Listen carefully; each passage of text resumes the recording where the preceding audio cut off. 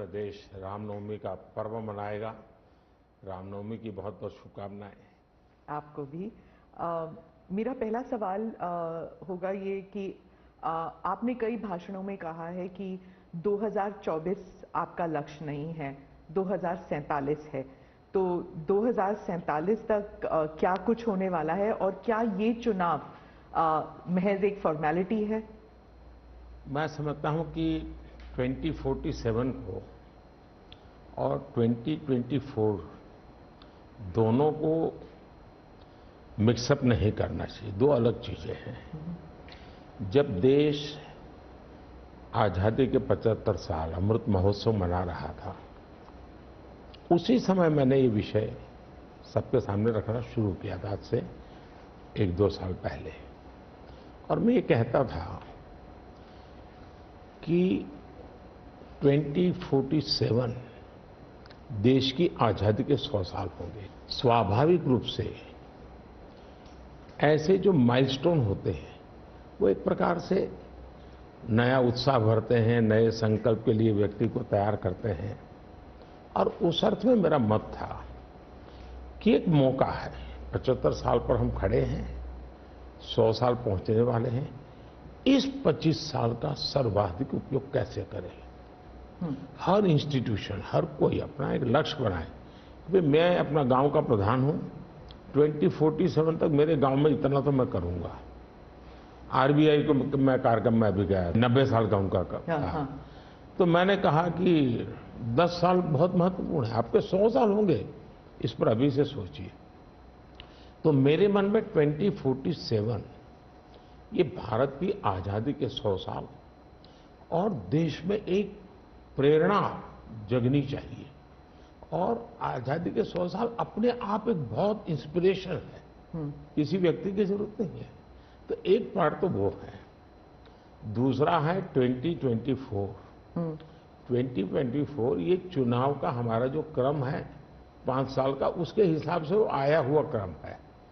और मैं मानता हूं कि चुनाव ऑल टुगेदर डिफरेंट थिंग है। एक तरफ इस चुनाव में आप देखते हैं, लोकतंत्र में चुनाव को हमने लाइट नहीं लेना चाहिए। ये एक बहुत बड़ा महापर्व है और इसलिए मेरा तो मत है कि उत्सव के रूप में मनाना चाहिए। उससे जैसे स्पोर्ट्स, उसका जब फेस्टिवल होता है, स्पोर्ट्स के इवेंट होते हैं, वो स्पोर्ट्समैन स्पिरिट को पैदा करते हैं। प्रतिस्पर्धा भी। जब खेल का मैदान होता है तो देखने वाले, खेलने वाले, स्पोर्ट्समैन स्पिरिट का एक एनवायरनमेंट क्रिएट होता है जो हमारे संस्कार बन जाते हैं। चुनाव का ये माहौल अगर हम उत्सव में पलट दें, लोकोत्सव बना दें, तो हमारी रगों में डेमोक्रेसी, आने वाली पीढ़ियों के रगों में वो संस्कार बन जाती है। और लोकतंत्र के लिए बहुत आवश्यक है कि लोकतंत्र ये सिर्फ संविधान की सीमाओं में नहीं बंधना चाहिए, हमारी रगों में होना चाहिए, हमारे संस्कार में होना चाहिए। और उस अर्थ में मैं 2024 को देखता हूं। ये बात सही है कि हमारा 25 साल का विजन, और उसमें मैंने बहुत काम किया है। और ये आज कर रहा हूं ऐसा नहीं है। शायद मैं जब गुजरात में था तब भी इन दिशा में सोचता था। अब देखिए 2024 का चुनाव तो देश के सामने एक अवसर है कि एक कांग्रेस सरकार का मॉडल और एक बीजेपी सरकार का मॉडल, उनका 5-6 दशक का काम, मैं उनके लिए बहुत खुला मैदान छोड़ता हूं। 5-6 दशक का काम और मेरा सिर्फ 10 साल का काम। कंपैरिजन कीजिए, किसी भी क्षेत्र में कंपैरिजन कीजिए, अगर कुछ कमियां होगी तो भी हमारी एफर्ट्स में कमी नहीं रही होगी। दूसरा, मुझे 10 साल में 2 साल तो कोविड की लड़ाई में जाना पड़ा और आफ्टर इफेक्ट भी बहुत था। फिर भी आज हम कंपैरेटिवली देश को स्पीड कहो, स्केल कहो, सर्वांगीण विकास की बात करें तो वो कहें, सर्वसमावेशक विकास की बात कहें तो वो देखें। हर पैरामीटर पे आपको कांग्रेस के मॉडल से एक ऐसा मॉडल नजर आ रहा है कि हां, इस रास्ते पर हम चलेंगे इतनी गति से, और गति और बढ़ानी है मुझे। अगले टर्म में गति भी बढ़ानी है और स्केल भी बढ़ाना है, तो वो तो मेरा लक्ष्य ही है। दूसरा, आप देखेंगे कि जब देश चलाने की देशवासी जिम्मेवारी देते हैं तो आपका सिंगल माइंडेड फोकस होना चाहिए। देश के लोग दुर्भाग्य से पहले की राजनीतिक कल्चर ने परिवार को कैसे मजबूत बनाना, परिवार की जड़ों को कोई उखाड़ न दे, उसी में शक्ति लगाते रहे। जबकि मैं देश मजबूत इसी एक लक्ष्य को लेकर के काम कर रहा हूं। मेरी सरकार पूरी उस लक्ष्य को लेकर काम रही। और जब देश मजबूत होता है तो हर कोई उसका बेनिफिशियरी संतोष अनुभव करता है। कहा यार कुछ तो हो रहा है, मेहनत तो कर रहा है, ईमानदारी से कर रहा है, इन चीजों का इम्पैक्ट होता है। तो 2024 ये चुनाव है और चुनाव का मैदान है, तो हम एक अपने ट्रैक रिकॉर्ड को लेकर के गए हैं और वे अपने ट्रैक रिकॉर्ड को लेकर के आए हैं। अब प्रधानमंत्री जी, आपने दो चीजों का जिक्र किया जिसके बारे में पूछना चाहूंगी। एक तो वो जब आरबीआई में जब आपने कहा 2014 विजन वगैरह की बात कर रहे थे, तो जब आप कहते हैं कि ट्रेलर है, आपके स्पीचेस में कहते हैं अभी तो ट्रेलर है, मैं बहुत कुछ करने वाला हूं, तो एक कस्बा होता है जो थोड़ा नर्वस हो जाता है कि करने क्या वाले हैं मोदी जी। एक वो नर्वस होते हैं जो दूसरी जिनका विश्वास आप पर पूर्ण तरह है, वो सोचते हैं कि हाँ अभी और काम बाकी है और मोदी जी उसे अंजाम देने वाले हैं। तो दोनों के लिए आप अगर हमें बताएं कि विजन क्या है कि 2047 तक किस तरह ये विजन सक्सेसफुल होगा, क्या आपका गेम प्लान है? जब मैं कहता हूं कि मेरे मन में बहुत बड़े बड़े प्लान है और उसके लिए बहुत बड़े बड़े फैसले हैं, किसी को डरने की जरूरत नहीं है। मेरे निर्णय किसी को डराने के लिए नहीं है, किसी को दबाने के लिए भी नहीं है। मेरे निर्णय देश के सर्वांगीण विकास के लिए है, जन कल्याण के लिए है। देश के युवाओं के एस्पिरेशंस को मैं देर करना नहीं चाहता हूं, मैं समय बिगाड़ना नहीं चाहता हूं, उस अर्थ में मैं कह रहा हूं। दूसरी बात है, ज्यादातर सरकारों का स्वभाव होता है वो ये मिजाज में रहते हैं हमने तो सब कुछ कर लिया, हम तो सब कुछ करते हैं। मैं नहीं मानता हूं मैंने सब कुछ कर लिया है। मैंने ज्यादा से ज्यादा करने का प्रयास किया है, सही दिशा में जाने का प्रयास किया है, फिर भी बहुत कुछ है जो मुझे अभी भी करना है, क्योंकि मैं देखता हूं मेरे देश की कितनी आवश्यकताएं हैं। हर परिवार का सपना, वो सपना कैसे पूरा हो, ये मेरे दिल में पड़ा हुआ है। और इसलिए मैं कहता हूं जो हुआ है वो ट्रेलर है, आपको अच्छा लगा है, लेकिन मैं बहुत अधिक करना चाहता हूं, उस अर्थ में मैं उस बात को कहता हूं। दूसरी बात है कि 2047 का जो विजन का सवाल है, एक तो मैं लंबे समय तक मुख्यमंत्री रह करके आया हूं और मैं अनुभव करता था कि बार बार चुनाव, आचार संहिता, किसी भी राज्य में चुनाव हो तो मेरे राज्य से 30-40 सीनियर अच्छे अफसर ऑब्जर्वर के नाते जाते थे इलेक्शन ड्यूटी, तो 40-50 दिन तक वो बाहर रहते थे। तो मुझे चिंता रहती थी कि मैं सरकार कैसे चलाऊं, क्योंकि देश में ऐसे चुनाव होते ही रहते और मेरे ऑब्जर्वर जाते रहते, तो फिर मैंने सोचा कि मैं ये इसको वैकेशन नहीं मानता हूं। मैं चुनाव होगा तो उस पीरियड को वैकेशन के रूप में नहीं लूंगा। मैं अफसरों को पहले से काम देता हूं, भाई अगली सरकार के लिए ये काम करो। तो मैं उस समय भी 100 दिन का प्लान करता था।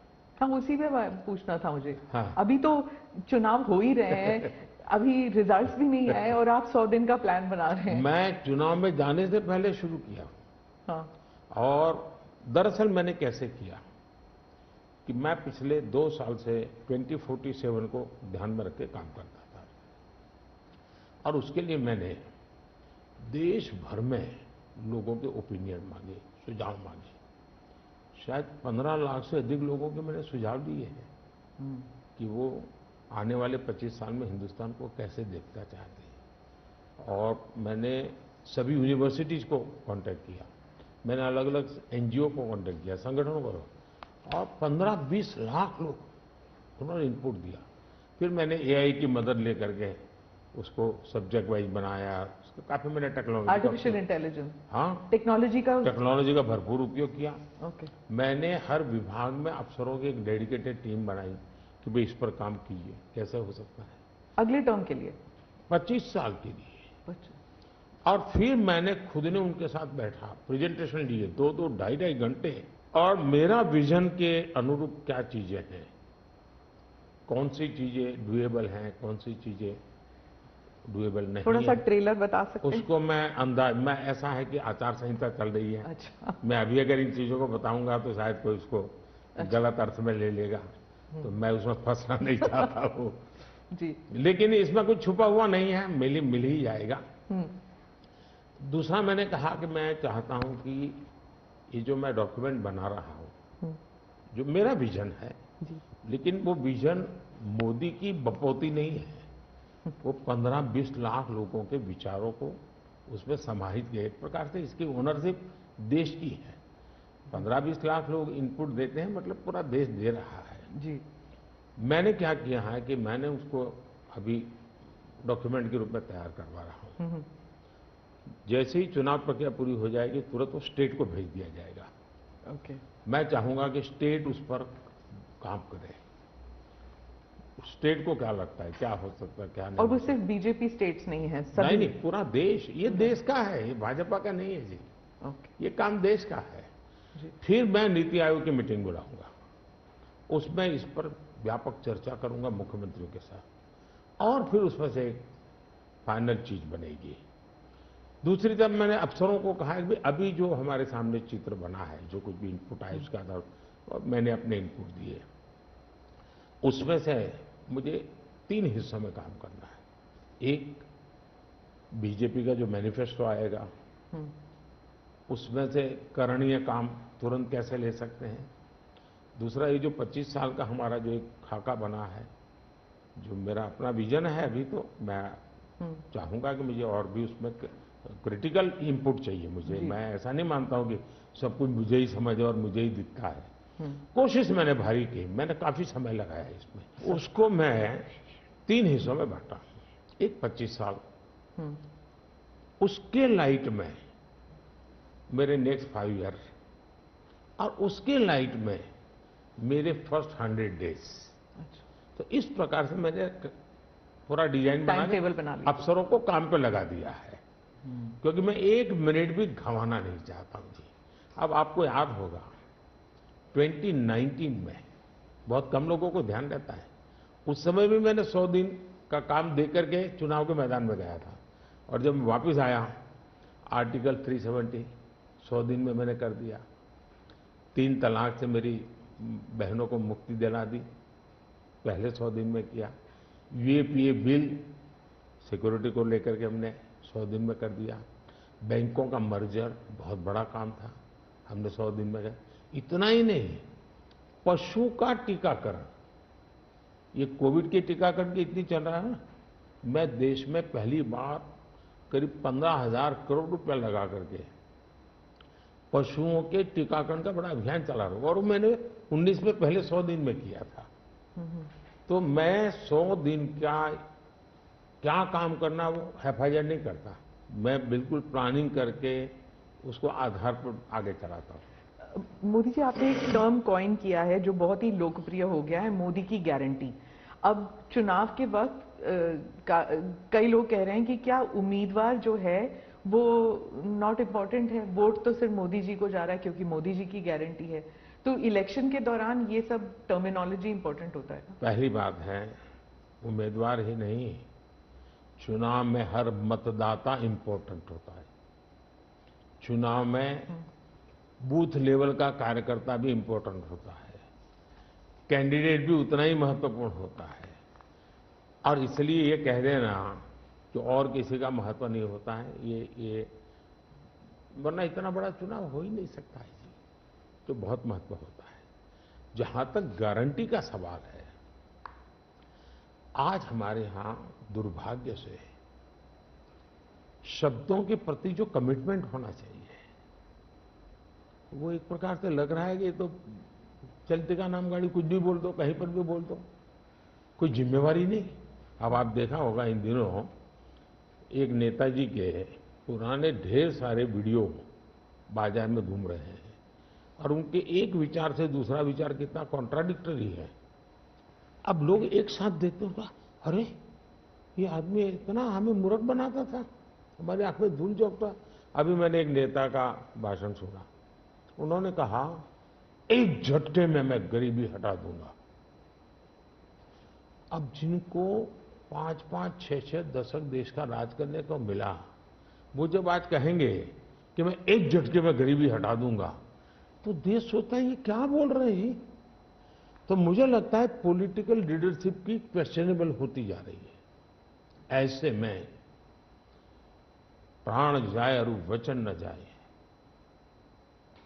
ये महान परंपरा से हम निकले हुए लोग हैं। मैं मानता हूं कि नेताओं ने ओनरशिप लेनी चाहिए, जिम्मेवारी लेनी चाहिए। ये मैं जो बोल रहा हूं मतलब मेरी जिम्मेवारी है, ये कोई करेगा ऐसा करेगा ऐसे नहीं चलता है। और उसमें से मैंने बल दिया है गारंटी का।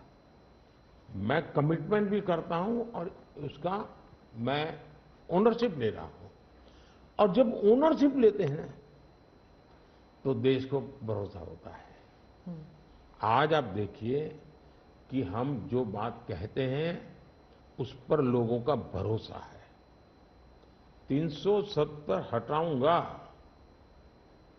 भले हमें पार्टी का जन्म हुआ तब से हम कह रहे थे, हमारे श्यामा प्रसाद मुखर्जी ने बलिदान दिया था, लेकिन हम उस पर पक्के मन से लगे हुए थे। जब मेरा मौका आया, मैंने पूरी हिम्मत दिखाई, 370 गई और आज जम्मू कश्मीर का भाग्य बदल गया। 3 तलाक कितने ही चीजों से गुजरा, पॉलिटिकल लीडरशिप डर गई, लोगों को रहा भी इनके पर क्या भरोसा करें। ये तो एक बार एक बोलते दूसरी बार, लोगों का भरोसा तब बनता है, कहेगा यार ये खुद खड़े रहेंगे, ये खड़े रहेंगे। और जाना भी है तो जिम्मेवारी लेकर के जाएंगे कि भाई ये था, मैं सोचा था, नहीं कर पा रहा हूं, मैं जा रहा हूं वापिस। लेकिन भरोसा बहुत बड़ी ताकत होती है और भारत जैसे देश में ये भरोसा को मैं अपनी जिम्मेवारी मानता हूं और इसलिए मैं बार बार गारंटी ये कहता हूं। मोदी जी, आप भरोसे की बात करते हैं, जब भी हमारे कैमरा टीम्स जहां भी जाते हैं वो सब यही कहते हैं कि जो मतदाता हो या कैंडिडेट हो, वो सब यही बात करते हैं, मोदी पर भरोसा। तो have we come to this situation जहां पे पहले बोला जाता था कि Indira is India, India is Indira, और अब है मोदी इज भारत, भारत इज मोदी। क्या उस लेवल पर पहुंच गए हैं? ऐसा है कि देश ये कहता है और जो मैं खुद भी फील करता हूं कि ये मां भारती का बेटा है, ये मां भारती का संतान है। उससे ज्यादा न लोग मुझे मेरे लिए सोचते हैं, न ही मेरे लिए बोलते हैं। भारत मां का संतान है, मां की सेवा कर रहा है, तो इतना ही बहुत है। मैं राम मंदिर प्राण प्रतिष्ठा की बात करती हूँ। इसको एक राजनीतिक रंग नहीं चढ़ना चाहिए था, लेकिन हो गया है। और जब इलेक्शंस आ गए हैं तो फिर चाहे ऑपोजिशन हो या बीजेपी हो, एक दूसरे पर आरोप लगाते हैं, तुम पापी तुम पापी। कांग्रेस कहती है कि इसका राजनीतिकरण बीजेपी ने किया, इसलिए वो पापी है। बीजेपी कहती है कि न्योता देने के बावजूद आप प्राण प्रतिष्ठा में आए नहीं, इसलिए आप पापी हैं। तो इसे आप कैसे देखते हैं? पहली बात है कि इसका राजनीतिकरण किसने किया और इसको आज की घटनाओं से मत, जब हमारा जन्म भी नहीं हुआ था, हमारी पार्टी पैदा भी नहीं हुई थी, उस समय अदालत में ये मामला निपटाया जा सकता था, समस्या का समाधान हो सकता था। भारत विभाजन हुआ तो विभाजन के समय ये तय कर सकते हैं, चलो भाई इतनी इतनी चीजें ऐसा कर लो, वो नहीं किया गया। क्यों? कि एक ऐसा हथियार हाथ में है, जो हथियार वोट बैंक पॉलिटिक्स के लिए मजबूती का एक दांव है, इसलिए उसको पकड़ के रखा गया और बार बार उसको भड़काया गया। अब जब ये अदालत के अंदर मामला चल रहा था, अदालत में अभी जजमेंट ना आए वहां तक कोशिश की गई। न्यायिक प्रक्रिया से होना चाहिए, तो हमारा संविधान हमें कहता है और सरकार की तो जिम्मेवारी है, लेकिन उसमें भी अड़ंगे डालना, ये क्यों? क्योंकि उनके लिए ये राजनीतिक हथियार था, ऐसे लोगों के लिए। और देखिए, राम मंदिर का ऐसे लोग हैं, राम मंदिर कर रहे हैं, तुम्हें मार देंगे, ऐसा करके वोट बैंक बनाने का एक तरीका था। अब हुआ क्या, राम मंदिर बन गया तो उनके हाथ से वो मुद्दा ही चला गया। अब वो किसी को डरा नहीं पा रहे हैं, राम मंदिर आ जाएगा, आ गया, कुछ नहीं हुआ, आग नहीं लगी कोई। दूसरा, इनकी प्रकृति, आप सोमनाथ मंदिर से लेकर के अब तक की घटनाएं देखिए, वे भारत की मूलभूत आस्थाएं, भारत का मूलभूत जो पिंड है, उसके प्रति नेगेटिविटी लेकर के ही देश में वो अपनी बात है। अब सोमनाथ मंदिर को क्या प्रॉब्लम था? सरदार पटेल थे, डॉक्टर राजेंद्र बाबू को जाना था, वहां तो न जनसंघ था, न भाजपा था, न आरएसएस थी, न कोई लड़ाई थी, लेकिन उन्होंने मना कर दिया जाने। वो जो नेहरू जी की जो चिट्ठी थी, हाँ, जो भी है, अब ये और वो परंपरा आज भी चल रही है कि प्राण प्रतिष्ठा का निमंत्रण मिले और आप उसको ठुकरा दें। सचमुच में तो आपको गर्व होना चाहिए कि ये राम मंदिर निर्माण करने वाले जो भी लोग हैं, जिन्होंने संघर्ष भी किया है, वे आपके सारे पाप भूल करके, सारे आपके गुनाह भूल करके घर में आकर के आपको इनवाइट कर रहे हैं और नए से व्यवहार शुरू करना चाहते हैं। आप उसको भी उस पुराने मिजाज से ठुकरा दें, तब लगता है कि आपके लिए वोट बैंक एक बहुत बड़ी आपकी मजबूरी है। और उस वोट बैंक के चलते इस प्रकार की चीजें होती रहती। और ये किसी को नीचा दिखाना, किसी का अपमान करना, ये अपना अधिकार मानते हैं। और मैं कभी कभी कहता हूं, वे तो नामदार है, हम तो कामदार है। अब मैं नॉर्थ ईस्ट जाऊं, वहां के लोग कोई कपड़े पहना दे, मैं पहनता हूं, उसकी भी मजाक उड़ाना, यानी हर चीज की। मैं तमिलनाडु जाऊं, लुंगी पहनूं, तो उनको लगता है देखो ये कर रहा है, वो कर रहा है। मैं हैरान हूं जी, इतनी नफरत लोकतंत्र में नहीं होती है, नहीं होनी चाहिए। देखिए, हमारे लिए, मैं मानता हूं ये न राजनीति का विषय हम लोगों के लिए है, न होना चाहिए और न कभी होगा। हमारे लिए एक जबरदस्त आस्था का विषय है जी। और ये कोई प्रभु राम का संबंध कोई मेरे कारखाने में नहीं आया जी, हजारों साल से, और दुनिया के अनेक देशों में है। जब ये राम मंदिर का निमंत्रण देने के लिए ट्रस्ट के लोग मुझे आए, उन्होंने ठुकरा दिया। मैं सोचने लगा, इतना बड़ा मुझे दायित्व दिया जा रहा है, मैं अपने आप को योग्य कैसे करूं, अपने आप को योग्य कैसे बनाऊं। तो मैंने कुछ लोगों की एडवाइस ली, कुछ संतों की, कुछ जानकार लोगों की, मेरी स्पिरिचुअल लाइफ से जुड़े हुए कुछ लोगों को मैंने पूछा कि भाई, मैं इसको एक प्रधानमंत्री के रूप में इस कार्यक्रम को नहीं लेता हूं, एक राम भक्त के रूप में करना चाहता हूं, मुझे क्या करना। उसमें से मुझे सुझाव आया, तो सुझाव तो बहुत, लेकिन मैंने फिर कुछ अध्ययन भी किया और मैंने मनोमन तय किया कि मैं 11 दिन का अनुष्ठान करूंगा। और मैं जमीन पे सोता था, नारियल के पानी पर रहता था और तय किया मैं प्रभु राम जहां जहां गए थे, उसमें जहां भी मैं जा सकता हूं जाने का प्रयास करूंगा। और वहां मैं अपना, जब मैं श्रीरंगम मंदिर में गया, दक्षिण भारत में, हाँ, दक्षिण भारत में, और कम्ब रामायण का मैंने पाठ किया वहां, तब मुझे वहाँ के लोगों ने बताया कि साहब 800 साल पहले जब कंब रामायण की रचना हुई तो पहला पाठ इसी जगह पे हुआ और मैं देख रहा सबके आंख में आंसू थे। ये जो मैंने अनुभूति की है साउथ में खास करके, यहाँ बैठे हुए लोगों को अंदाज नहीं आएगा जी कि क्या भक्ति है, क्या आस्था है और कितनी पवित्रता है उसमें।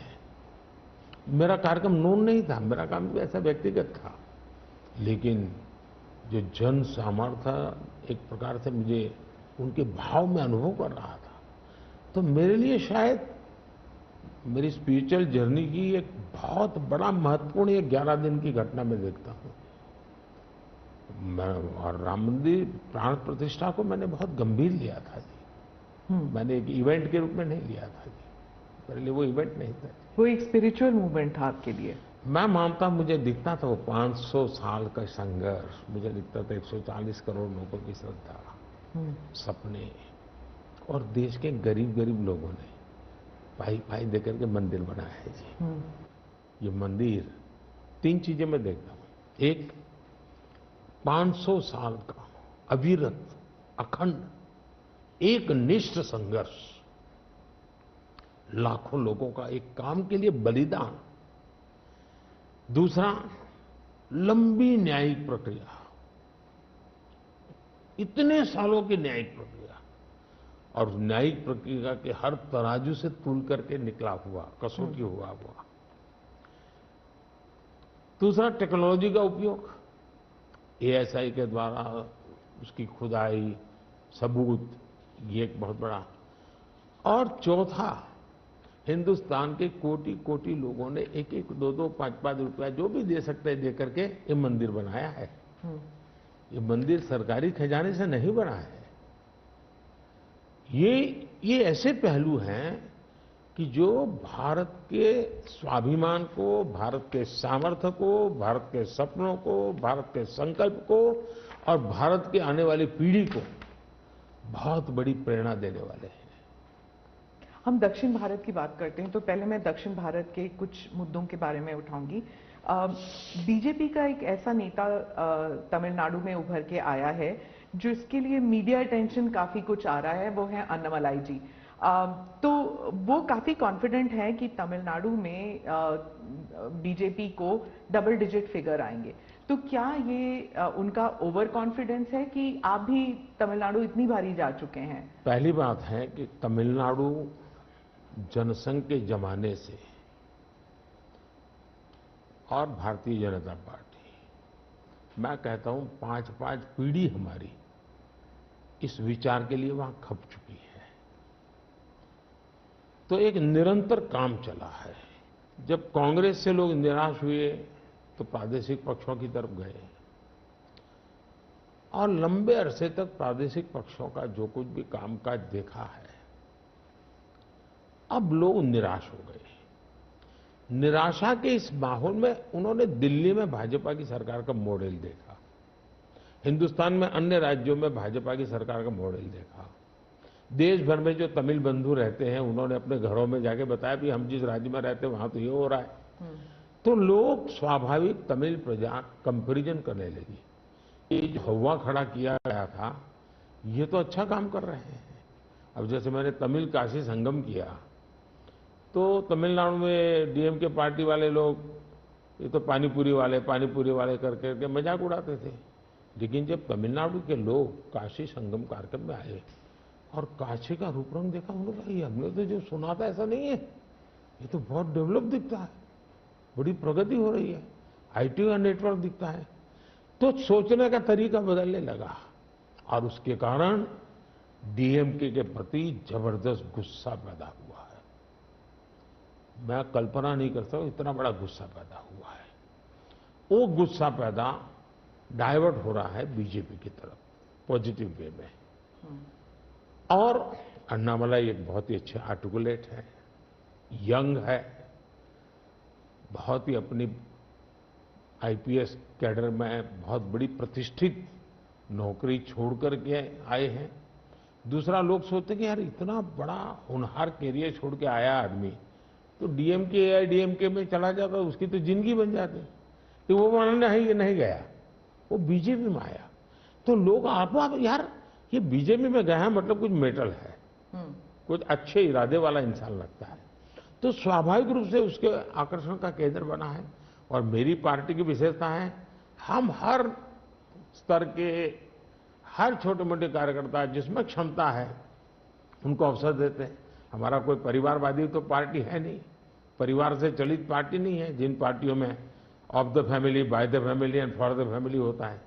और इसलिए हमारे यहाँ तो हर एक को अवसर मिलता है। फैमिली बेस्ड पॉलिटिक्स अगर हम बात करें तो तमिलनाडु में डीएमके ने कहा है कि उन्होंने काफी बयान दिए हैं सनातन के खिलाफ, और वो तो काफी अरसे से करते आए हैं, काफी दशकों से उनका एंटी सनातन पोजीशन रहा है। लेकिन अब जो है वो लोग थोड़ा बहुत आक्रोश दिखने को मिल रहा है। तो आप क्या समझते हैं कि is it because of awareness कि लोग बीजेपी की तरफ मुड़ रहे हैं, या फिर सनातन के खिलाफ जो उनके स्टेटमेंट्स है वो बाकी राज्यों में भी ये फैल रहा है? अब मैं इस सवाल को जरा अलग तरीके से देखता हूं। सवाल हमें कांग्रेस को पूछना चाहिए। जो कांग्रेस जिसके साथ किसी जमाने में महात्मा गांधी का नाम जुड़ा हुआ था, जो कांग्रेस जहां इंदिरा गांधी जी गले में माला खुलेआम पहन करके घूमती थी, रुद्राक्ष माला, जो हाँ रुद्राक्ष माला पहन करके घूमती थी इंदिरा जी। सवाल कांग्रेस को पूछना चाहिए कि तुम्हारी क्या मजबूरी है कि सनातन के खिलाफ इतना जहर उगलने वाले लोगों के साथ तुम क्यों बैठे हो भाई? क्या तुम्हारी राजनीति अधूरी रह जाएगी क्या? ये कौन सी कांग्रेस की सोच विकृति आ रही है कांग्रेस में, ये चिंता का विषय है। डीएमके का तो जन्म शायद इस नफरत में पैदा हुआ होगा, और धीरे धीरे वो नफरत का खेल भी उनका लोग स्वीकार करने नहीं लगे हैं, और इसलिए वो नए नए तौर तरीके अपना करके बोल रहे हैं। प्रश्न उनका नहीं है, प्रश्न कांग्रेस जैसी पार्टी का है कि उसने अपना मूल कैरेक्टर गंवा दिया है क्या? जब संविधान सभा में जो लोग बैठे थे तो ज्यादातर गांधीयन लोग थे, ज्यादातर कांग्रेस की विचारधारा से जुड़े हुए लोग थे, और पहला संविधान बना, उसके हर पेज पर जो पेंटिंग है रामायण, वो सनातन की ही परंपरा से जुड़े हुए हैं। तो आपका संविधान बना, उस संविधान में सनातन का गौरव का हिस्सा था, और आज सनातन को इतनी भयंकर गालियां देने की हिम्मत हो और आप उनके साथ चुनाव की राजनीति करें, उनके साथ मंच साझा करें। मजबूरी कांग्रेस की, ये देश के लिए चिंता का विषय है। और जो तमिलनाडु के मुख्यमंत्री और कुछ और दक्षिण के मंत्री हैं, मुख्यमंत्री हैं, वो कहते हैं कि जो दक्षिण है वो अलग इकाई है, उत्तर अलग इकाई है, दक्षिण भारत और उत्तर भारत, और बीजेपी जो है वो दक्षिण भारत में सेंध नहीं कर सकती। राहुल गांधी ने तो संसद में भी कहा था कि आप अगर पूर्व से देखें, बंगाल से देखें, उड़ीसा, आंध्र प्रदेश, तेलंगाना, तमिलनाडु, केरल तक जाएं, पूरे उस एरिया में बीजेपी सेंध नहीं कर पाएगी। दो अलग इकाई है क्या दक्षिण भारत और उत्तर भारत? पहली बात है, भारत बहुरत्ना वसुंधरा है। भारत विविधताओं से भरा हुआ देश है। यहाँ रेगिस्तान भी है, यहाँ समुद्री तट भी है, यहाँ हिमालय भी हैं, यहाँ सह्याद्री भी हैं, यहाँ गंगा के पट भी हैं और कावेरी के पट भी हैं। तो भारत को टुकड़ों में देखना, ये भारत के प्रति नासमझी का परिणाम है। अगर यही भाव होता, अगर आप हिंदुस्तान में देखें प्रभु राम के नाम से जुड़े हुए गांव कितने सबसे ज्यादा कहां हैं, तो तमिलनाडु में है। इतने सारे गांव के नाम हैं कि उसमें राम तो होगा ही होगा। अब इसको आप कैसे अलग कह सकते हैं? किसको गले उतारेंगे आप? लेकिन भारत की विविधता है। पंजाबी जैसा होगा वैसा नागालैंड का व्यक्ति नहीं होगा, गुजराती जैसा होगा वैसा कश्मीर का व्यक्ति नहीं होगा। तो विविधता ही तो हमारी शक्ति है। हमने विविधता को सेलिब्रेट करना चाहिए। हमें गुलदस्ता ऐसा है भारत का जिसमें हर एक का अपना फूल दिखाई दे, ये भाव होना चाहिए। कांग्रेस कहती है कि बीजेपी और खासकर मोदी जी इस विविधता को अप्रिशिएट नहीं करते, एक रंग में ढालना चाहते हैं, और अगर 400 सीट जो आप कह रहे हैं अगर वो आ जाता है तो संविधान रद्द हो जाएगा, एक ही भाषा, एक ही रहन सहन, एक ही तरीका होगा, और वो है जो मोदी जी कहेंगे। मैं समझ नहीं पाता हूं कि जो व्यक्ति यूएन में जाकर के पहली बार दुनिया की सबसे पुरातन भाषा तमिल भाषा का गुणगान करता हो, किस आधार पर उस व्यक्ति को आप ऐसे आरोप लगा रहे हो?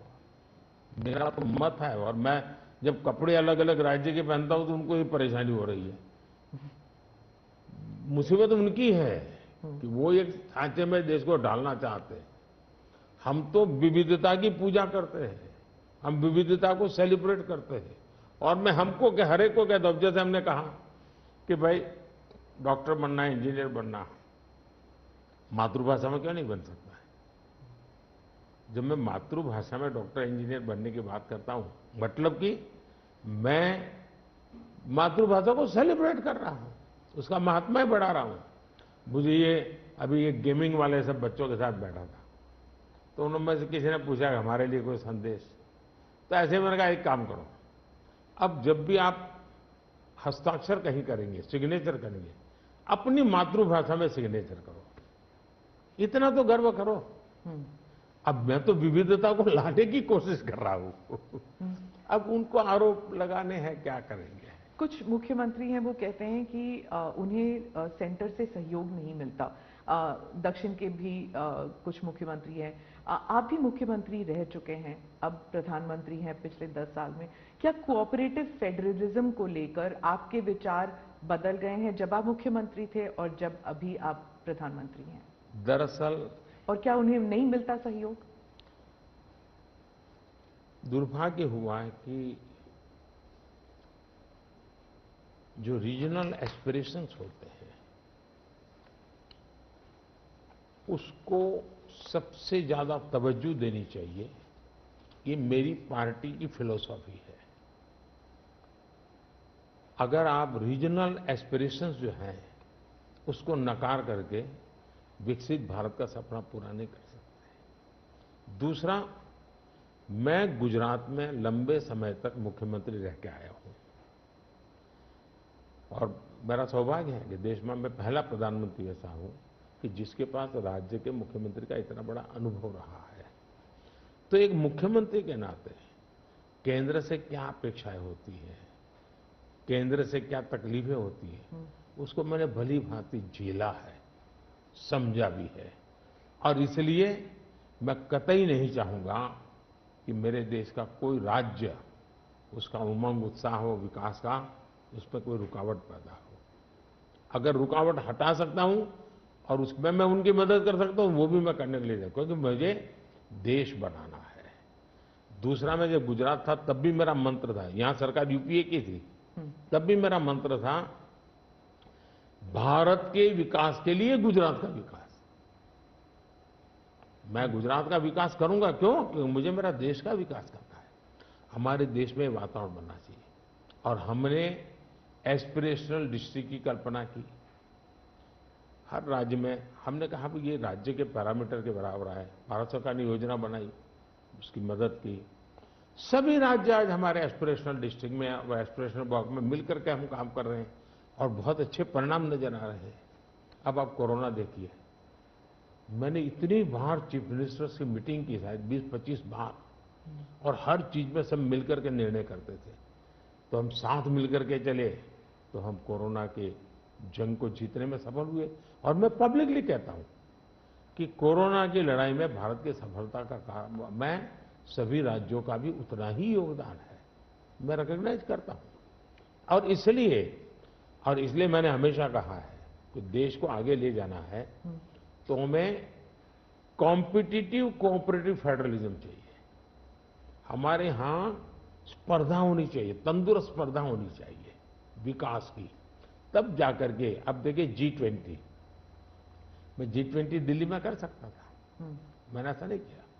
हिंदुस्तान के हर राज्य में G20 समिट किया, क्योंकि हर राज्य में G20 को सबसे ज्यादा अवसर मिले, लोगों को उस राज्य को देखने का अवसर मिले, राज्य को अपना एक्सपोजर के लिए ग्लोबल प्लेटफॉर्म मिल जाए। क्यों? क्योंकि मैं चाहता हूं मेरा देश का हर कोना मेरे लिए देश ही है।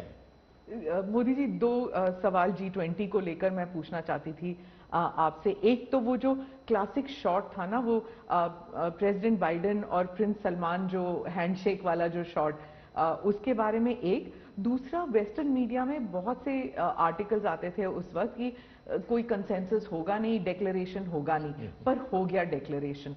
तो ये दो, इन दोनों चीजों की बैक स्टोरी बताइए। एक तो आपने वो हैंडशेक कैसे करवाया, और दूसरा डिक्लेरेशन कैसे हुआ?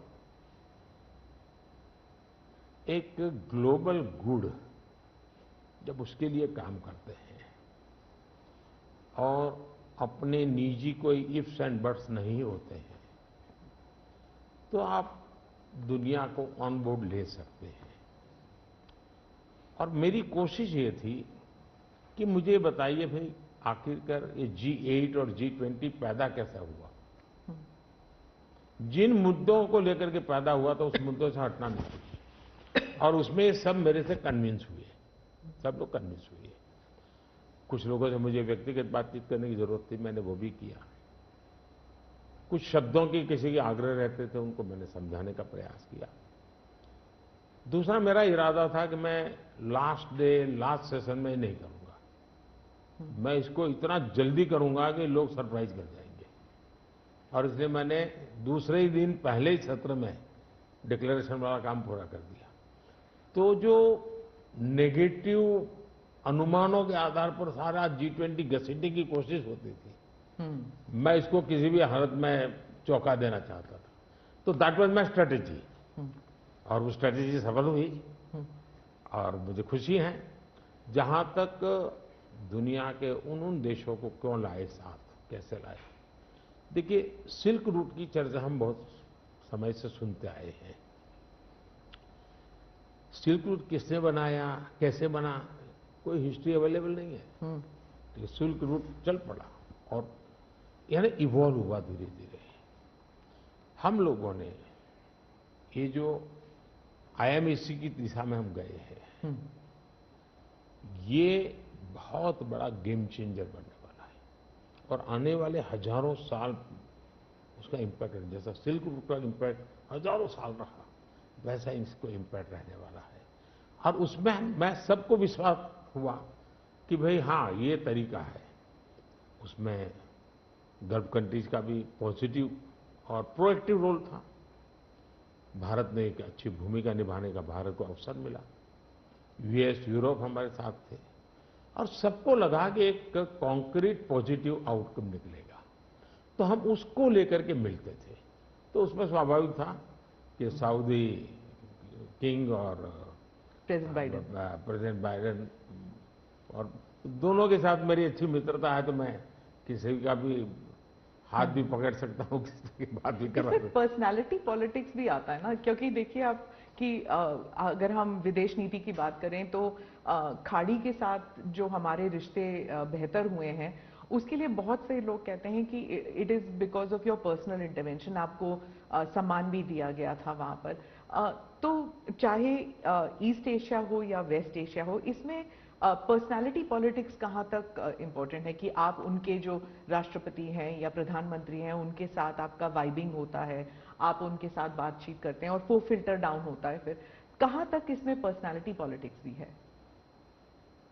मैं समझता हूं कि इसके अलग अलग व्यू हो सकते हैं और सब सही हो सकते हैं। एक मत स्ट्रांग है कि पर्सनालिटी कल्ट या पर्सनल रिलेशन, ये बहुत ज़्यादा इन चीज़ों में नहीं डाले थे। एक मत है, स्ट्रांग मत है। मुझे लगता है कि हमारी डिप्लोमेसी अगर प्रोटोकॉल में फंसी रहेगी तो हम परफॉर्म नहीं कर पाएंगे। डिप्लोमेसी की ताकत भी इनफॉर्मल में भी है, प्रोटोकॉल में ही ऐसा नहीं है। प्रोटोकॉल में ज्यादा पोजीशनिंग होता है, पहले कौन आएगा, पहले कौन हाथ मिलाएगा वगैरह, उसी में समझ जाता है। तो मैंने शुरू से देखा कि भाई, जैसे मेरी शपथ हुआ था, बड़ा इंटरेस्टिंग है। मैंने तय किया कि मैं सार्क देशों को 2014 की शपथ में। हाँ 2000 पहली बार में पहली बार। सार्क देशों को बनाने का मेरे मन में विचार आया। और उसके पीछे कारण ये था क्योंकि मेरा चुनाव प्रचार में मुझ पर आरोप एक ही था कि ये मोदी तो एक राज्य से आया है, ये देश की राजनीति क्या समझेगा, विदेश नीति क्या समझेगा, ये तो डुबो देगा। ये चुनाव प्रचार का मेरा खिलाफ के जो मुद्दे थे उसमें एक बड़ा महत्वपूर्ण मुद्दा था। सब लोग मेरी मजाक उड़ाते थे। तो मुझे लगा इनको एक ही एक्शन से मुझे जवाब दे देना चाहिए, बोलने की जरूरत नहीं है। पहले दिन से। तो मैंने शपथ समारोह में सार्क देशों को बुलाया। उसके पहले मैंने बैक चैनल से उन सबसे सहमति ले ली थी, ऐसा तो नहीं हो सकता कि कोई, और सब लोग आए। मेरा शपथ हुआ। फॉरेन मिनिस्टर अभी तो हमारा बना भी नहीं था, और मैं इन सारी चीजों से बिल्कुल नया था, बिल्कुल अनभिज्ञ था, लेकिन बायलैटरल सबके साथ होना था। जब हम लोग हैदराबाद हाउस में गए तो मुझे समझाया सब प्रोटोकॉल वालों को, सब ऐसा होगा, वो आएंगे, आप ऐसा करेंगे सर। जब समय हुआ आना शुरू, मैंने कहा ऐसा करो मैं बाहर जाता हूं उनको लेने के लिए। तो सारी सिस्टम हिल गई थी, यार अपने प्रधानमंत्री गेट पर जाएंगे। सारी मेरी एमईए की प्रोटोकॉल की जो दुनिया थी ना, उसके लिए वो पहला ही दिन बड़ा गजब था, और मेरे लिए वो एक एक्शन सारे मेरे दरवाजे खोल दिए थे। और इसलिए मैं प्रोटोकॉल में बंधने के बजाय परफॉर्मेंस पर फोकस करके डिप्लोमेसी के लेवल को शिफ्ट करने का प्रयास किया, और उसमें मुझे सफलता मिली है। President Obama, President Biden, President Trump, इन तीनों के साथ आपने काम किया हुआ है, और इंडिया यूएस रिलेशंस एक अपवर्ड ट्रैजेक्टरी पे हैं। लेकिन बहुत से मुल्क हैं जो भारत की अपवर्ड ट्रैजेक्टरी से परेशान होते हैं। ये इट इज अंडरस्टूड कि ये है, जैसे कि चाइना, क्योंकि वो दे यूज टू थिंक कि ग्रुप ऑफ टू होगा, एक तरफ चाइना, एक तरफ अमेरिका, मतलब दो पावर सेंटर्स होंगे। तो मैं सिर्फ उदाहरण के लिए चाइना दे रही हूँ, लेकिन हमारे इर्द गिर्द जो मुल्क हैं वो भी थोड़े असमंजस में है कि ये भारत की ट्रैजेक्टरी इतनी ऊपर इतनी जल्दी जा रही है। क्या हम अपने नेबरहुड को अपनी सक्सेस स्टोरी का हिस्सा नहीं बना सकते? अच्छा सवाल आपने पूछा। हमारी डे वन से पॉलिसी है, एक नेबर फर्स्ट, दूसरा एक्ट ईस्ट। तो जो हमारे ईस्टर्न पार्ट के जो हमारे आसियान कंट्री के देश हैं, उसमें हमने एक्ट ईस्ट पॉलिसी लिया है, यहाँ नेबरहुड फर्स्ट। तो ये हमारा डे वन से हमारे देश की भी पॉलिसी है और हमारी भी पॉलिसी है। पहले लूकैस था, मैंने आकर के उसको एक्ट ईस्ट कहा। लेकिन इसमें दूसरा, आज दुनिया के सैकड़ों मील दूर भी कोई देश है, उनको लगता है कि भारत की प्रगति में हमारा कोई बेनिफिट है, तो पड़ोसी को नहीं देखेगा। आज पड़ोसी सबसे ज्यादा खुश है, क्योंकि भारत उनके सबसे, अब जैसे कोविड के कालखंड में कोई पड़ोसी देश ऐसा नहीं है कि जिसकी हमने मदद नहीं की हो। नेचुरल कैलेमिटी, कोई ऐसा देश नहीं है अब जब नेपाल में भूकंप आया, फर्स्ट रिस्पॉन्डर हम थे। श्रीलंका में बहुत बड़ा क्राइसिस आया, उस क्राइसिस के समय सबसे ज्यादा उनको मुसीबत में से बाहर निकालने का कोई काम किया है तो हिंदुस्तान ने किया, और पब्लिकली वो रिकॉग्नाइज करते, इसको कहते हैं।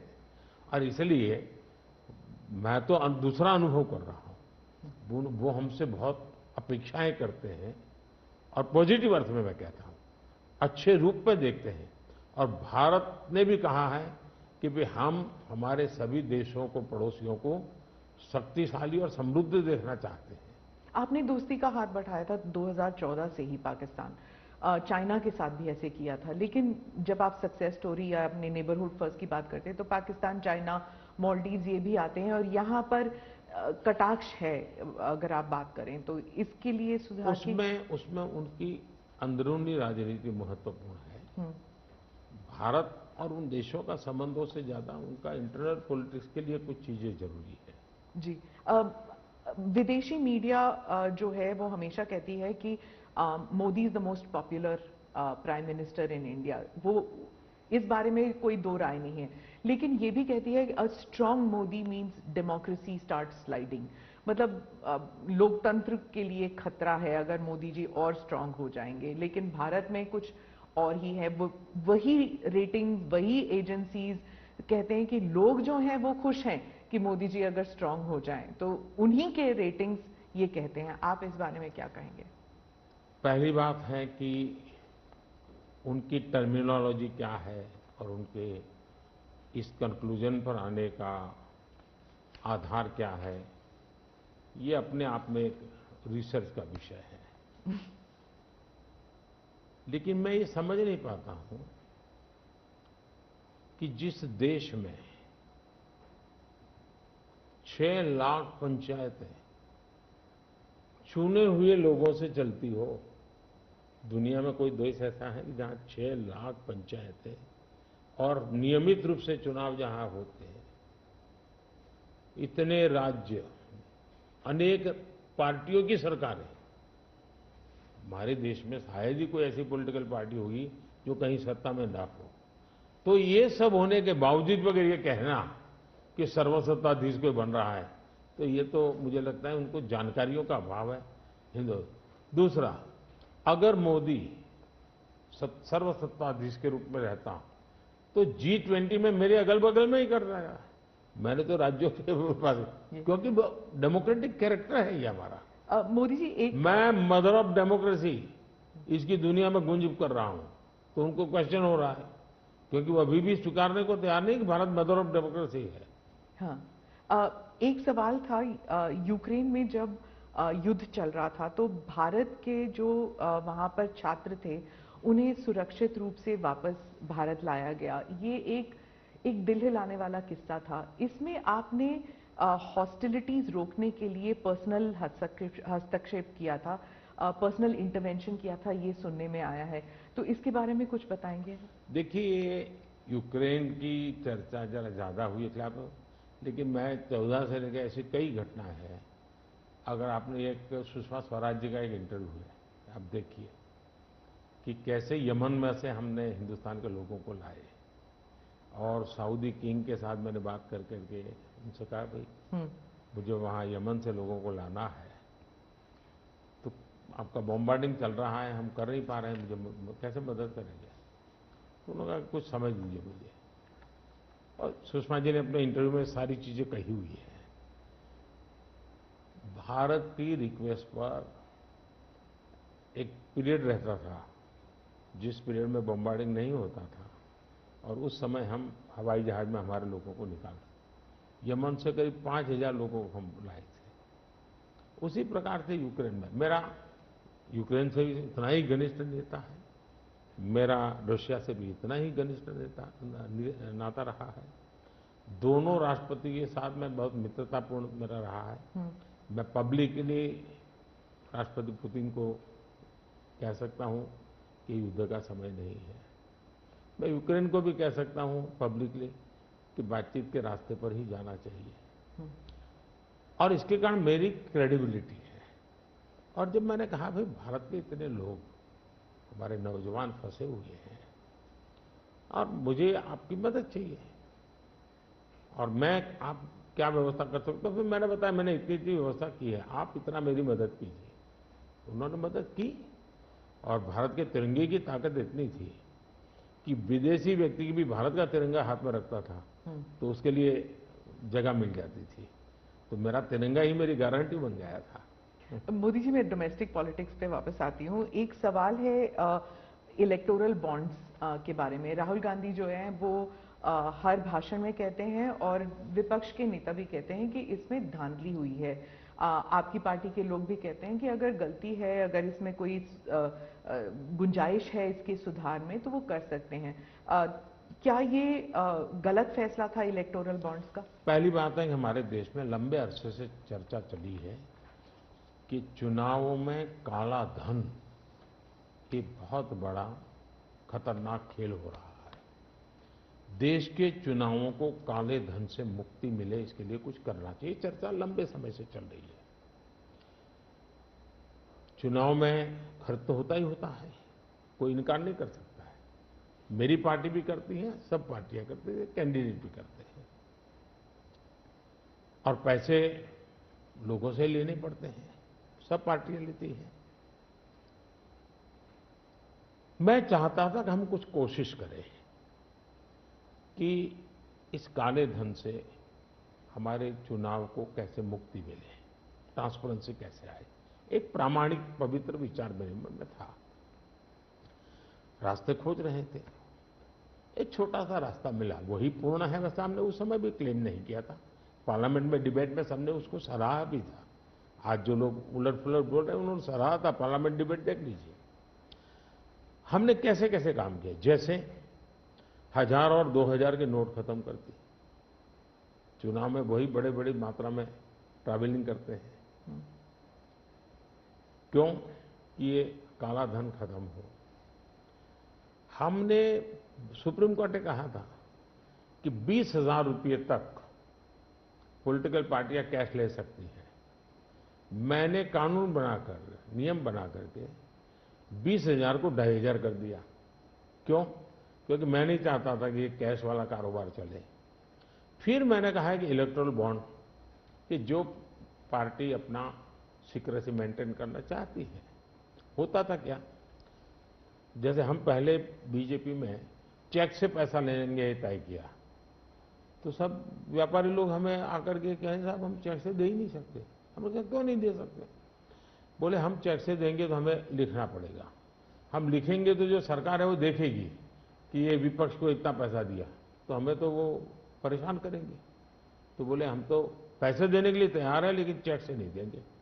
तो मुझे याद है हमारे 90 के दशक में जो चुनाव में हमको बड़ी दिक्कत आई थी, पैसे नहीं थे हमारे पास और हम नियम लगा के बैठे थे कि हम चेक से लेंगे। देने वाले देने को तैयार थे, चेक से देने की इनकी हिम्मत नहीं थी। तो ये सारी चीजों का मुझे पता था। तो मैंने कहा तो हमने कहा भाई ऐसा है, अब देखिए इलेक्टोरल बॉन्ड न होते तो किस व्यवस्था में ताकत है वो ढूंढ के निकालते हैं कि पैसा कहां से आया और कहां गया। ये तो इलेक्टोरल बॉन्ड की सक्सेस स्टोरी है कि इलेक्टोरल बॉन्ड थे तो आपको ट्रेल मिल रहा है मनी का, कि किस कंपनी ने दिया, कैसे दिया, कहां दिया। अब उसमें अच्छा हुआ बुरा हुआ वो विवाद का विषय हो सकता है, इसकी चर्चा हो। मुझे जो चिंता है वो, मैं ये कभी नहीं कहता हूं निर्णय में कोई कमी नहीं होती है। निर्णय तो चर्चा कर सीखते हैं, सुधारते हैं, इसमें भी सुधार के लिए बहुत संभावना है। लेकिन आज हम पूरी तरह काले धन की तरफ देश को धकेल दिया है और इसलिए मैं कहता हूं सब लोग पछताएंगे। जब बाद में ईमानदारी से सोचेंगे सब लोग पछताएंगे। अब देखिए इलेक्टोरल बॉन्ड का भी विशेषता देखिए कैसा झूठ चल रहा है। कुल देश में 3,000 कंपनियों ने इलेक्टोरल बॉन्ड दी है। उसमें 3,000 में 26 कंपनियां ऐसी हैं जिन पर कार्रवाई हुई है। ये कहते हैं ना ईडी वीडी टिकना फला, 3,000 डोनर है उसमें सिर्फ 26, और उनमें से 16 कंपनियां ऐसी थी छापा जब लगा उस समय बॉन्ड खरीदा। कोई जोड़ सकता है इसको, अगर बॉन्ड खरीदा, लोग ये जोड़ रहे हैं, उसकी विशेषता ये है कि ये जो 16 कंपनियों ने बॉन्ड खरीदा उसमें से 37 पैसा अमाउंट बीजेपी को डोनेशन में मिली। 37, 63% बीजेपी के विरोधी पार्टियों को मिली। अगर पूरे जोड़े जाएं तो हाँ। मैं ये 16 कंपनी जिसका ईडी सीबीआई कोई न कोई उस समय एक्शन भी हुआ और बॉन्ड भी निकला, 37% अमाउंट बीजेपी ने, 63 ऑपोजिशन को। क्या ईडी रेड करे और ऑपोजिशन को डोनेशन देने का कार्यक्रम बढ़ते रहे? क्या बीजेपी ऐसा करेगी?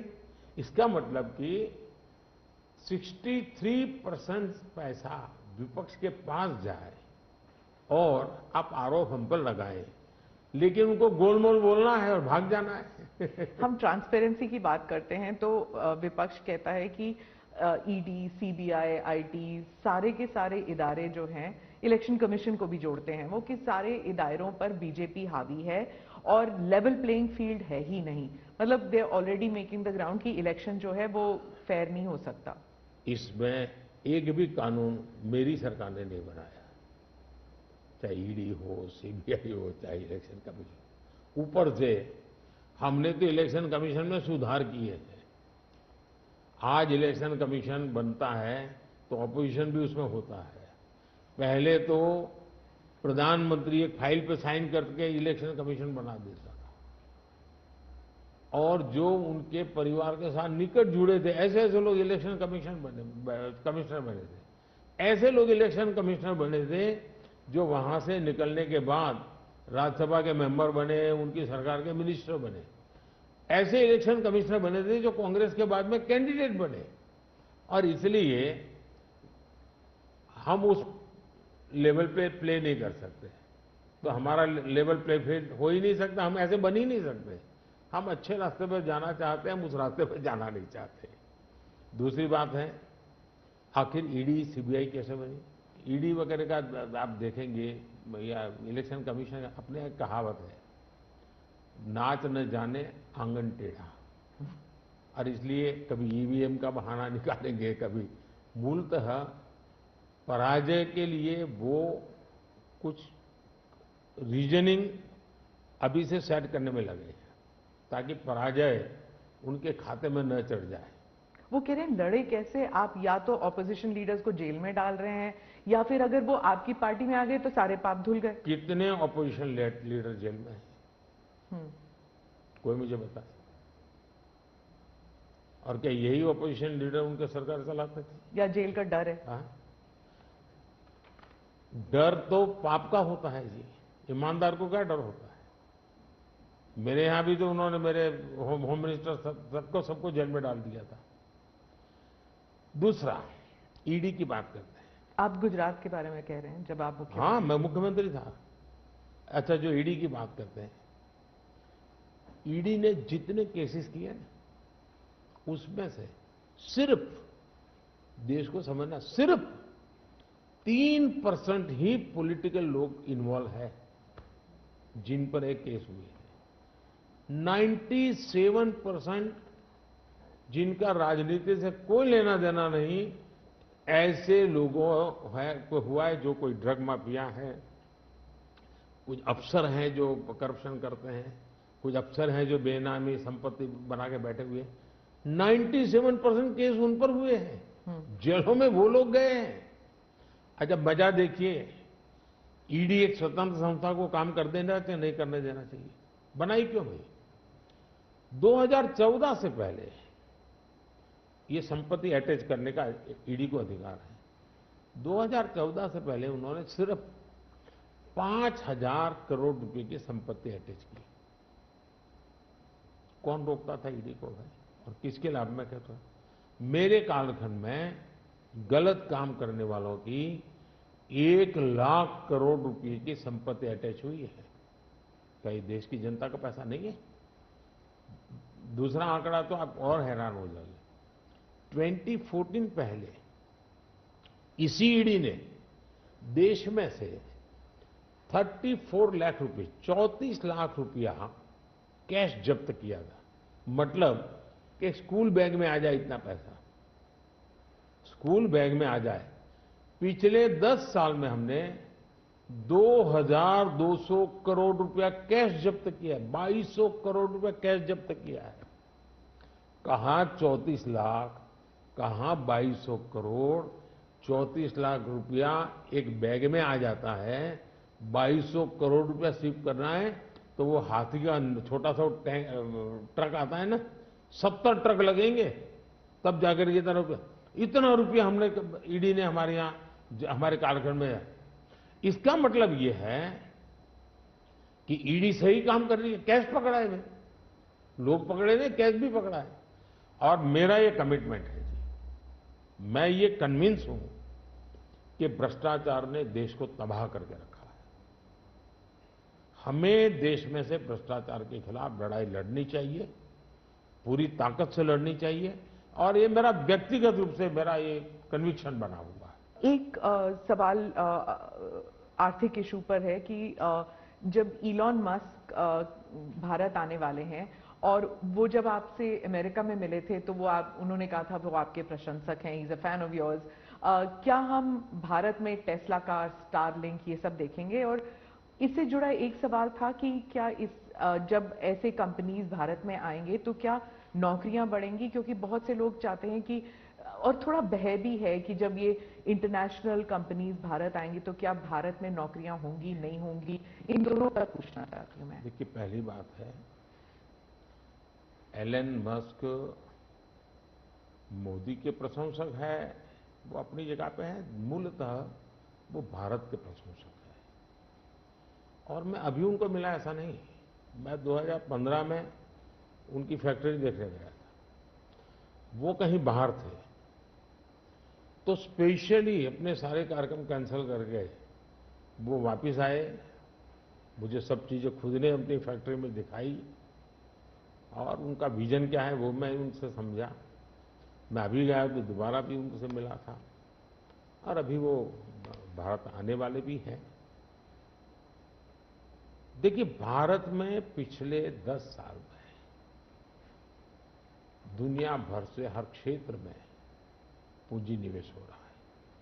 अब हमारा ईवी मार्केट, इलेक्ट्रिक व्हीकल का मार्केट कितना बड़ा बना है, आपको जानकर के हैरानी होगी कि कितना बदलाव आया है, लोग पकड़ नहीं पाते। 2014-15 में हमारे देश में 2000 इलेक्ट्रिक व्हीकल थे, 2000 बिके थे। 14-15 में 2000 इलेक्ट्रिक व्हीकल बिके थे। 2023-24 में 12 लाख इलेक्ट्रिक व्हीकल बिके हैं। कहा 2000 और कहा 12 लाख। इसका मतलब इतना बड़ा चार्जिंग स्टेशन का नेटवर्क बना है, पर्यावरण को बहुत बड़ी मदद मिली है। यानी एक प्रकार से, और उसको लेकर के हमने आप एक पॉलिसी का रूप दिया है। हमने दुनिया को कहा कि भाई भारत बहुत तेजी से ईवी पे जा रहा है, मैन्युफैक्चरिंग करना चाहते वो आना चाहे आइए। इतना ही नहीं, मैं चाहता हूं हिंदुस्तान में निवेश आना चाहिए, क्योंकि भारत में वो चीजें जिसमें भले पैसा किसी का भी लगा हो, पसीना मेरे देश का लगना चाहिए, उसके अंदर सुगंध मेरे देश की मिट्टी की आनी चाहिए, ताकि मेरे देश के नौजवानों को रोजगार मिले। और मैं उसके लिए, अब देखिए, गूगल उसका बड़ा काम यहां कर रहा है, सैमसंग यहां पर आया, एप्पल बहुत बड़ी मात्रा में यहां पर आया। हमारे यहां बड़ोदरा के अंदर एयरक्राफ्ट मैन्युफैक्चरिंग के लिए काम शुरू हुआ। सेमीकंडक्टर के लिए अभी तो ताइवान के एक लीडर का बड़ा अच्छा बयान भी आया। यानी हम हर क्षेत्र में चाहते हैं कि लोग टेक्नोलॉजी ट्रांसफर करें, हम चाहते हैं कि लोग पूंजी निवेश करें, हम चाहते हैं कि हमारे देश के नौजवानों को रोजगार मिले। मैं ये अब मुझे मंजूर नहीं है कि मेरा देश के गेहूं बाहर जाए और ब्रेड में बाहर से लूं। मैं ऐसा नहीं चलाऊंगा। जो भी करूंगा मेरे देश में करूंगा, मेरे देश के नौजवानों के लिए करूंगा। और मैं इसके लिए नीतियां भी बनाता हूं, हिम्मत के साथ बनाता हूं, और लोग आ भी रहे हैं, भरोसा कर रहे हैं। प्रधानमंत्री जी, अंत में 2 सवाल पूछना चाहूंगी। एक तो फर्स्ट टाइम वोटर्स, पहले बार जो मतदान करने वाले हैं, उनके लिए आपका क्या संदेश है? और दूसरा, जो ईमानदार मध्यम वर्गीय करदाता है, honest middle class taxpayer, millions are there, तो उनके लिए वो क्या उम्मीद कर सकते हैं मोदी 3.0? देखिए, मैं जो विकसित भारत की बात करता हूं, उसके साथ साइमल्टेनियस किसका भविष्य जुड़ा हुआ है? जो आज 20 साल का, 22 साल का है, वो 2047 में है, उसकी पूर्ण जिंदगी का एक कालखंड है एक प्रकार से। तब वो 40, 45, 50 का होगा। मतलब ये भारत के विकसित भारत बनने की प्रक्रिया और उसकी जिंदगी की प्रक्रिया दोनों साथ है। गोल्डन अपॉर्चुनिटी है उसके साथ। ये सबसे ज्यादा बेनिफिशियरी आज का जो फर्स्ट टाइम वोटर है, वो 2047 का सबसे बड़ा बेनिफिशियरी बनने वाला। ये बात मैं उसको समझा रहा हूं कि भाई मैं तेरा भविष्य बना रहा हूं, तुम मेरे साथ जुड़ जाओ। और मैं क्या मानता हूं कि वो जुड़ेगा। दूसरा, फर्स्ट टाइम वोटर जो है वो परंपरागत चीजों से बाहर आना चाहता है।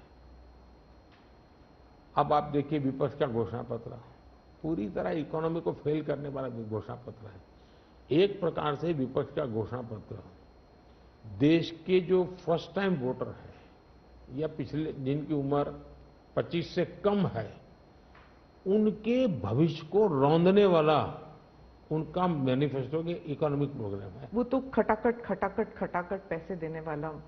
मैं उनको क्या करना है, लेकिन पूरा अगर एनालिसिस करोगे तो सबसे बड़ा नुकसान ये जो देश के 25 साल की उम्र से कम उम्र वाले लोग हैं, उनके भविष्य को रौंदने वाला एक उनका इकोनॉमिक प्रोग्राम है जी। बर्बाद हो जाएगा। मुझे उनकी जिंदगी बनानी है। मैं देश में इनोवेशन को बल देना चाहता हूं। देखिए देश में जो पैटेंट इन दिनों रजिस्ट्री हुई, हिस्टोरिकल रिकॉर्ड है पैटेंट के। तो यंग जनरेशन को लगता है हाँ हमारी जिंदगी बढ़ रही है। आज डेटा मेरे देश का इतना सस्ता है। मैं जानता हूं मेरे देश को आर्थिक रूप से नुकसान हो रहा है, लेकिन सस्ता डेटा का परिणाम है कि मैं देश में डिजिटल रिवॉल्यूशन लाने में मेरे नौजवानों को मैंने ताकत दी है। आज वो दुनिया, मुझे अभी गेमिंग वाले बच्चे मिले थे, वो कहते थे साहब दुनिया के देश में हम खेलने के लिए जाते हैं, वहाँ डेटा इतना महंगा है। बोले हम 50 बार सोचते हैं, हम भारत के अंदर इतना हमारे लिए अवसर है, इतना सस्ता डेटा है तो हम हिम्मत कर रहे हैं। एजुकेशन में आज डेटा सस्ता होने के कारण उसको कितनी फायदा हो रहा है जी। लॉन्ग डिस्टेंस लर्निंग, हाँ हर चीज में, टेलीमेडिसिन में। ये जो हमने इन चीजों पर कंट्रोल करके रखा है, इसका बहुत बड़ा लाभ हो रहा है, बड़ा रिवॉल्यूशन हो रहा है। और जो मिडिल क्लास टैक्स पेयर है उसके लिए जो देखिए जहां तक टैक्स पेयर है, सचमुच में टैक्स पेयर का सम्मान होना चाहिए, टैक्स पेयर का गौरव होना चाहिए। आए दिन रास्ते चलते हर टैक्स पेयर को गाली देते रहेंगे तो देश कैसे चलेगा? ये मैं समझ नहीं आता हूं ये किस सोच का परिणाम है। देखिए क्या बदलाव आया है। मैं टैक्स पेयर की बात करूं, पिछले 10 वर्ष में आईटीआर फाइल करने वालों की संख्या 2 गुने से अधिक हो गई। पहले 4 करोड़ से भी कम लोग आईटीआर फाइल करते थे, आज 8 करोड़ से ज्यादा लोग आईटीआर फाइल कर रहे हैं। टैक्स कलेक्शन 3 गुना बढ़ोतरी हुई है। मतलब पहले जो नेट टैक्स कलेक्शन होता था वो 11 लाख करोड़ रुपए होता था, आज net tax collection 34 lakh crore रुपए हो रहा है। ये क्यों हो रहा है? उसको भरोसा है कि वो जो पैसा दे रहा है ना, वो सही जगह पे उपयोग हो रहा है, विकास के काम, चोरी लूटफाट में नहीं आया, इसलिए वो विश्वास के कारण देने के लिए आगे आया है। दूसरा, 7 लाख रुपए तक की इनकम पर टैक्स हमने माफ कर दिया है, जो पहले 2-2.5 लाख पे अटका हुआ था। 7 लाख रुपए कमाई तक कोई टैक्स नहीं देना है, फिर भी मेरे यहां टैक्स बढ़ रहा है। यानी, और इसलिए मैं मानता हूं, मैं तो हर टैक्स पेयर का हृदय से आभार व्यक्त करता हूं, क्योंकि जो मुझे सपने पूरे करने हैं उसमें टैक्स पेयर जो धन देता है उसी से होने वाला है। और मैं मानता हूं देश की प्रगति के लिए करदाताओं की संख्या बढ़नी चाहिए और करदाताओं पर बोझ कम होना चाहिए। इस मूलभूत फिलॉसफी की तरफ मैं आगे बढ़ना चाहता हूं। जैसे, और मैं तो करदाताओं से एक प्रार्थना भी करूंगा कि देश के खातिर, विकसित भारत के लिए करदाता क्या कर सकता है। मैं उनको कहूंगा कि आप कम से कम 3 लोगों को जो टैक्स नहीं देते हैं उनको प्रेरित करो कि वो टैक्स देना शुरू करें। हर टैक्स पेयर सिर्फ 3 लोगों को प्रेरित करें। और मैं उनको समझाता हूं, जब मैं गरीब का घर बनाता हूं उसमें जो ईंट लगती है ना, किसी न किसी टैक्स पेयर की ईंट है वो, उसका जो पुण्य है ना, वो जो परिवार उसमें रहता है, जो पुण्य संतोष व्यक्त करता है, उसका पुण्य उस टैक्स पेयर को जाता है। किसी गरीब को मैं जब मुफ्त राशन देता हूं, जब खाना पका करके अपने बच्चों को खिलाता है ना, तब वो कोई टैक्स पेयर सोचे कि काश मैंने टैक्स दिया था, वो भूखा बच्चा खाना खा रहा है, उसको टैक्स देने का आनंद आएगा। और इसलिए मैं टैक्स पेयर का धन, जन कल्याण के काम, इनको कोरिलेट कर करके ही चलना चाहता हूं, ताकि देने वाले को संतोष हो कि मेरे पैसों से ये हो रहा है।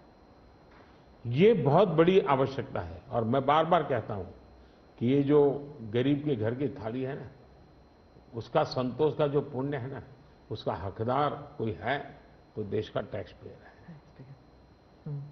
मोदी जी, चुनाव के दौरान आपने वक्त निकाला और हमसे इतनी सारी बातें की, उसके लिए धन्यवाद। बहुत बहुत धन्यवाद आपको। और मेरे देशवासियों से यही फर्स्ट टाइम वोटर्स को मेरी अपील है कि देश के नाम वोट कीजिए। मैं उनको कोई राजनीतिक वोट के लिए नहीं कह रहा, देश के नाम वोट कीजिए। खुद का आने वाला 25 साल के भविष्य के लिए वोट करें, ये मैं उनसे आग्रह करूंगा। दूसरा, मैं देशवासियों का कहूंगा, मैं सभी पॉलिटिकल पार्टी के वर्कर्स को भी कहना चाहूंगा कि गर्मी बहुत है, धूप में सभी पार्टी के वर्कर दौड़ रहे हैं।